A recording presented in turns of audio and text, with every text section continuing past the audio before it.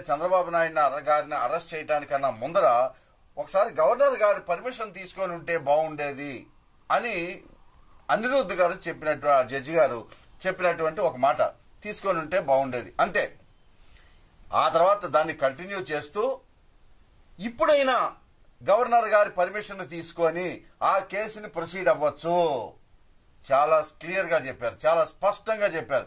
ఇప్పుడైనా సరే పర్మిషన్ తీసుకోవచ్చు, తీసుకొని దాన్ని కంటిన్యూ చేయొచ్చు. రిమాండ్కి ఏదైతే పంపించారో అవినీతికి సంబంధించి మన ఏసీబీ కోర్టు ఇచ్చినటువంటి జడ్జి మీద, ఆ జడ్జి గారు ఇచ్చినటువంటి తీర్పు మీద రిమాండ్ కూడా ఇది చెల్లదు అని చెప్పిన సందర్భంలో ఈ రిమాండ్కి సంబంధించి మేము ఏ విధమైనటువంటి వేలు పెట్టాం, అది కరెక్టే, సక్రమంగానే జరిగింది అని అంటే మొత్తం చంద్రబాబు నాయుడు గారి అవినీతి కేసుల్ని యాక్సెప్ట్ చేస్తున్నట్టుగా ఒక్క 17A గవర్నర్ గారి యొక్క పర్మిషన్ అనే మాట ఒక్కదాన్ని తప్ప మొత్తం ఈయన అవినీతికి సంబంధించి మొత్తాన్ని ట్రయల్ కోర్టు దగ్గర నుంచి హైకోర్టు దగ్గర నుంచి జరిగిన మొత్తాన్ని కూడా వాళ్ళు సమర్థించినట్టుగా మనం చెప్పుకోక తప్పదు. రెండో విషయం, బేలా త్రివేది గారి జడ్జిమెంట్ దగ్గరికి వచ్చేసరికి ఆవిడ ఇంకా చాలా స్పష్టంగా అవినీతి పరులు అవినీతి చేస్తున్నటువంటి సందర్భాల్లో ఈ అవినీతి కేసుల నుంచి 17A అనే దాన్ని అడ్డం పెట్టుకొని తప్పించుకోలేరు. ఎట్టి పరిస్థితుల్లో అవినీతి చేసిన వాళ్ళకి శిక్ష పడి తీరాల్సిందే. ఇది 17A అనేది ఈ విషయంలో ఇక్కడ వర్తించదు అని చాలా స్పష్టంగా చెప్పారు. అంటే ఒక 17A అనేది ఏంటని ఒక అడుగు ముందుకెళ్ళి మనం కనుక దీనికి అసలు 17A ఏముంది అనేది 2 పాయింట్లు కనుక ఆలోచిస్తే, పాయింట్ నెంబర్ 1 ఏముంటుంది, ఒక అవినీతి కేసుల్లో ఒక తెలియక కానీ పొరపాటును కానీ ఒక వ్యక్తి ఏదన్నా ఒక తప్పుకు పాల్పడినట్టయితే, తెలియక కానీ పొరపాటును కానీ తప్పేదన్నా చేసినట్టయితే ఈ తప్పుకి తీవ్రమైనటువంటి శిక్షలు పడకూడదు గనక ఆ ఉద్యోగిని తొలగించే అధికారం ఉన్నటువంటి అధికారి దగ్గరికి వెళ్ళి ఈ పర్టికులర్ దీని మీద ఇదని అరెస్ట్ చేయాలి అనే ఒక పర్మిషన్ తీసుకోవాలి అనేది ఎందుకు పెట్టారు అని అంటే, పొరపాటున తెలియక చేసేటువంటి తప్పులు మీకు తీవ్రమైనటువంటి శిక్షలు పడకూడదు అనేటువంటి ఉద్దేశంతో ఒకటి పెట్టారు, ఒక పాయింట్. రెండో పాయింట్ ఏంటి, అవినీతి అనేది పొరపాటును కాకుండా కావాలనే జరిగేటువంటి పరిస్థితుల్లో, కావాలనే అవినీతికి పాల్పడుతున్నటువంటి సందర్భంలో పర్మిషన్ తీసుకోవాల్సిన అవసరం లేదు అనేది 17A ఇంకోటి కూడా ఉంది. ఇక్కడ వీళ్ళ ఇంటర్ప్రిటేషన్, చంద్రబాబు నాయుడు గారు చెప్పే ఇంటర్ప్రిటేషన్ ఏంటంటే 371 కోట్ల రూపాయలు అవినీతి జరగలేదు అని చెప్పటల్లా, అర్థమైంది కదా. 371 కోట్లు అవినీతి జరగలేదని చెప్పటల్లా వీళ్ళు ఎంతసేపటికి టెక్నికల్ ఆస్పెక్ట్ మీద నాకు గవర్నర్ గారి పర్మిషన్ లేదని, లేకపోతే 6 గంటలకే అరెస్ట్ చేశారని, ఇంకా ముందు అరెస్ట్ చేయాలని, 24 గంటల టైం దాటిపోయిందని, ఇట్లాంటి టెక్నికల్ అంశాలని తెర మీదకి పట్టుకొని వస్తున్నారు.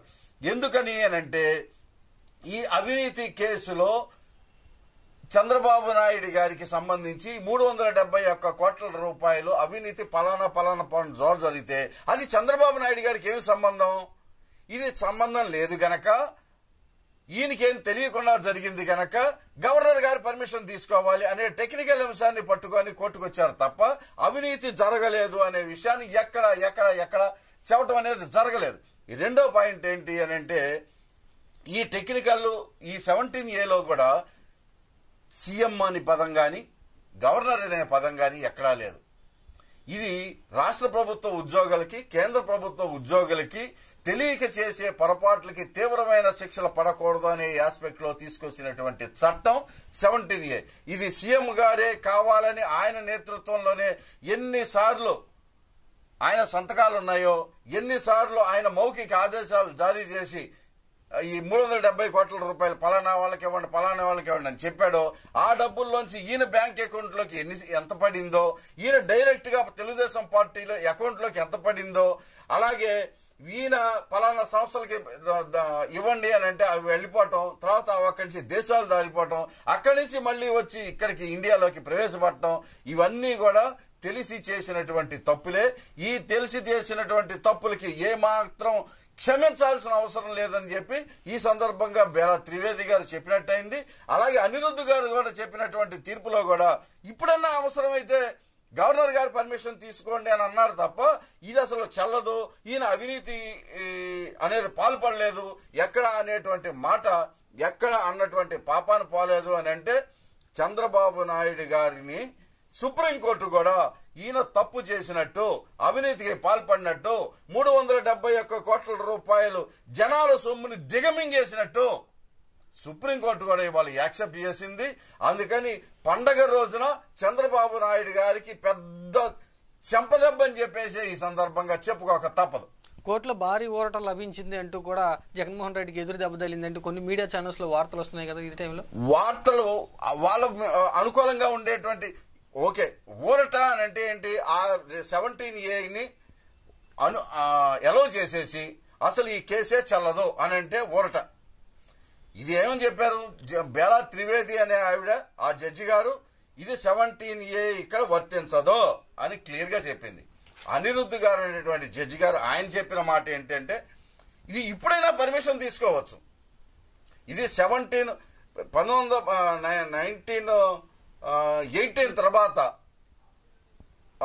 ఈ చట్టం అనేది వచ్చింది కనుక పర్మిషన్ తీసుకొని ఉంటే బాగుండేది అన్నారు. కానీ ఎక్కడ కూడా అవినీతి జరగలేదు, ఇక్కడ ట్రయల్ కోర్టుకి ఈయన్ని రిమాండ్కి పంపించేటువంటి జ్యూరిస్డిక్షన్ ఆ కోర్టుకి లేదు అని కదా వీళ్ళు వాదించారు.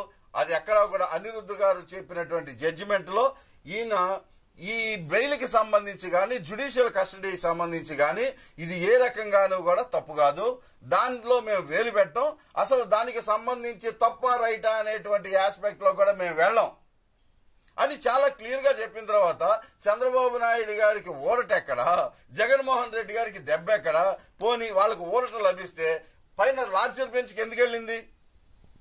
ఈ ఇద్దరు ధర్మాసనం ఏం చెప్పిందంటే ఇది 17A చెల్లదు అని అన్నారు. మొదట ఆయన కూడా 17A చెల్లుతుంది అని చెప్పలా, ఇప్పుడైనా పర్మిషన్ తీసుకోండి, పర్మిషన్ తీసుకొని ఉంటే బాగుండేది, తీసుకొని ఇప్పుడైనా అని అన్నారు తప్ప ఇది అక్కడ అవినీతి జరగలేదని చెప్పేసి ఆయన చెప్పలేదు, ఇది చెప్పలా. ఈ ఇద్దరిది 17A చెల్లుబాటు అవుతుందా లేదా అనేటువంటి విషయంలోనే సందిగ్ధం గనక దీని మీద లార్జర్ బెంచ్కి ఇంకో దానికి 3 సభ్యుల ధర్మాసనం కానీ 5 సభ్యుల ధర్మాసనం మీద కానీ వెళ్ళి దాని మీద విస్తృతంగా మళ్ళీ డిస్కస్ చేసి చెప్పనేటువంటి ఇదే తప్ప ఊరట లభించింది అనేది ఎక్కడుంది? ఇది ఖచ్చితంగా చంద్రబాబు నాయుడు గారికి శిక్ష తగలాల్సిందే. అవినీతి కేసులు చేసి అవినీతి జరిపి డబ్బులు 100,000 కోట్ల రూపాయలు తినేసినటువంటి అవినీతి పరులు 17A అనేటువంటి సెక్షన్ అడ్డం పెట్టుకొని ఎట్టి పరిస్థితుల్లో తప్పించుకోలేరు. అందుకని ఈ సెక్షన్ చెల్లదు, ఈయనకి వర్తించదు అని క్లియర్ గా బేలా త్రివేది గారు ఆవిడ ఇచ్చిన జడ్జిమెంట్ లో అంత క్లియర్ గా చెప్పిన తర్వాత ఈయనకి మీద ఊరట ఎక్కడి నుంచి వచ్చింది? ఏమని ఊరట? కేసు కొట్టేశారా? కేసు అసలు ఇంక లేదు, రేపు పొద్దు నుంచి హ్యాపీగా నువ్వు అసలు ఏ కేసు ఉండదు నీకు అని ఏమన్నా ఇచ్చిందా? మరి ఇస్తే దాన్ని ఊరట అనుకోవచ్చు. ఇటువంటిది ఏం లేదు. వాళ్ళకు ఒక సొంత డబ్బా ఛానల్స్ ఉన్నాయి, పచ్చ మీడియా ఛానల్స్ ఉన్నాయి. వీళ్ళలో వాళ్ళ అనుకూలమైనటువంటి వర్గాలకి ఏదో గొప్ప చెప్పుకోవాలి, చంద్రబాబు నాయుడు గారు గెలిచేశారు అనేది ఒక ఉత్సాహాన్ని వాళ్ళకి ఇవ్వటం కోసం రాసేటువంటి వార్తలే తప్ప ఏ రకంగానూ కానీ ఆయనకి ఊరట లేదు లేదు లేదు. ఇంకా ఎదురు చూడాల్సింది అంటారు కోర్టులో, ఇంకా క్వాష్ పిటిషన్ కొంత ఇంకా లార్జర్ బెంచ్కి వెళ్తుంది కనుక ఇంకొక 3-4 నెలలు పట్టే అవకాశం ఉంది. ఈ లోపల ఎందుకనంటే ఆ లార్జర్ బెంచ్ లో మన జస్టిస్ చీఫ్ జస్టిస్ గారు ఆ 3 ఎవరు అనేది లేకపోతే 5 బెంచ్కి పంపించాలనేది ఆయన డిసైడ్ చేసి ఈ 5 కూడా ఎవరనేది ఆయన డిసైడ్ చేసిన తర్వాత వాళ్ళ దగ్గరికి వెళ్ళాలి, మళ్ళీ ఆర్గ్యుమెంట్లు చెప్పాలి.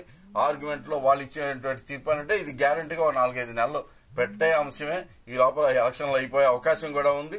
అయితే మాత్రం అంత ఊరట ఇచ్చేటట్టయితే మరి లార్జర్ బెంచ్కి వెళ్ళే అవకాశం లేదు కదా.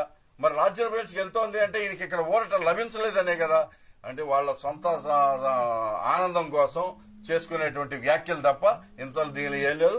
చంద్రబాబు నాయుడు గారు డబ్బులు తినేశాడు అన్న మాటని సుప్రీంకోర్టు కూడా యాక్సెప్ట్ చేసింది. ఈయన అవినీతి పరుడు, ఈ అవినీతి కింద కొన్ని 1000 కోట్ల రూపాయలు దిగమింగేసినటువంటి మాట ఇది ఒక్కటే కాదు. దీని వెనకాల మళ్ళీ దీని మీద ఆయనకి బెయిల్ ఇచ్చారు కదా, ముందస్తు బెయిల్ ఇచ్చారు. ఈ బెయిల్ ను కూడా ఛాలెంజ్ చేస్తూ సుప్రీంకోర్టులో ఒక కేసు ఉంది, అది ఎల్లుండి రాబోతోంది. గతంలోనే ఇది వచ్చినప్పుడు ఈ 17A మీద తీర్పు చెప్పిన తర్వాత దాని సంగతి ఏంటో తెలుస్తామని చెప్పారు. అది ఎల్లుండి కోర్టు ముందుకు రాబోతోంది. అలాగే ఇంకోటి ఫైబర్ నెట్ కేసు ఒకటి ఉంది. ఈ ఫైబర్ నెట్ కేసు కూడా 19వ తారీఖున కోర్టు దగ్గరికి రాబోతోంది. దాని మీద బెయిల్ ఇవ్వాలా అక్కర్లేదా, దీనికి ఇవ్వాలా అక్కర్లేదా అనేది 2 రోజుల్లోనే ఇది కూడా తేలిపోబోతున్నాయి.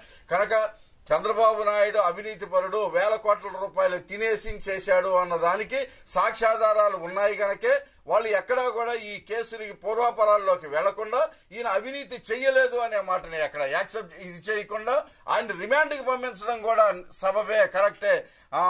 లోయర్ కోర్టు జడ్జి గారు తీసుకున్నటువంటి దీనిలో మేము అక్కడ వేలు పెట్టం అని చెప్పేసి చెబుతూ ఈ మాటలన్నీ వ్యాఖ్యలన్నీ చేశారంటే ఇది ఖచ్చితంగా చంద్రబాబు నాయుడు గారు అవినీతి పరుడు అని అనడానికి సుప్రీంకోర్టు కూడా వాళ్ళు యాక్సెప్ట్ చేసింది. Okay, thank you sir.